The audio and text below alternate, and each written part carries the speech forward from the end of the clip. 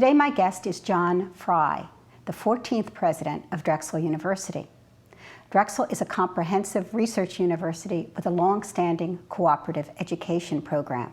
JohnFry came to Drexel in 2010 after spending 8 years as president of Franklin and Marshall College in Lancaster, Pennsylvania, and 7 years prior to that as executive vice president of the University of Pennsylvania. President Fry was responsible for important changes, including the physical transformation of these university campuses. He has been doing the same at Drexel on a grander scale, providing a template for how an urban university can deal imaginatively and responsibly with its community and its city. Institutions like Drexel have very powerful research missions. We have very powerful educational missions. And then when we talk about service, it always feels like the sort of weak third leg on the stool. Students learn best when they learn by example. They remember that the institution that they call alma mater was a very powerful player on the larger civic stage. The Promise Zone is really meant to approach this as a sort of holistic quality of life initiative and ask, how do we get jobs, better schools, affordable housing, a great public environment and public safety that guarantees that? And how do we do that as a collective as opposed to little islands, whether it's a university island or a neighborhood island? It is not our institution doing something to the neighborhood to make it better. It is all of our collective neighborhoods and institutions acting in concert, each learning from one another. And I think the best experience is when you can have both campus and community, not to have to choose one or the other.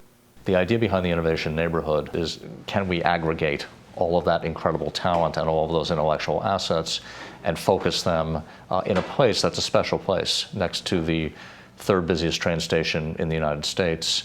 It just seems that that amount of land gives us an opportunity to build an ecosystem here dedicated to innovation, unlike many in the United States.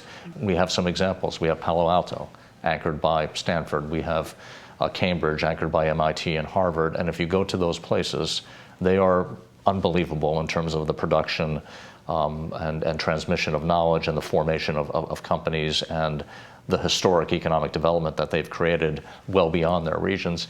We think Philadelphia is capable of that.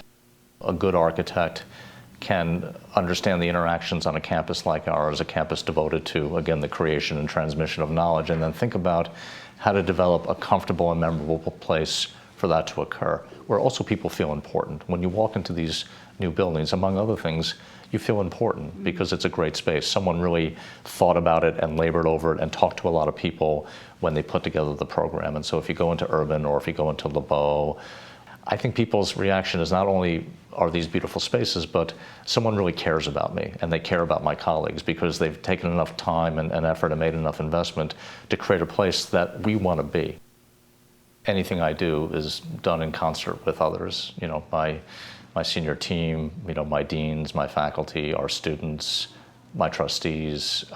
Everyone is pulling together to take this institution to the next level. So I think our legacy is really to sort of see the big, complicated projects that we initiated during this generation being carried out by future generations, and that there's sort of no break. And in a way, it would be nice to sort of leave quietly out the back door without anyone noticing that you really left, because you've created all the conditions necessary for massive momentum and success in the future.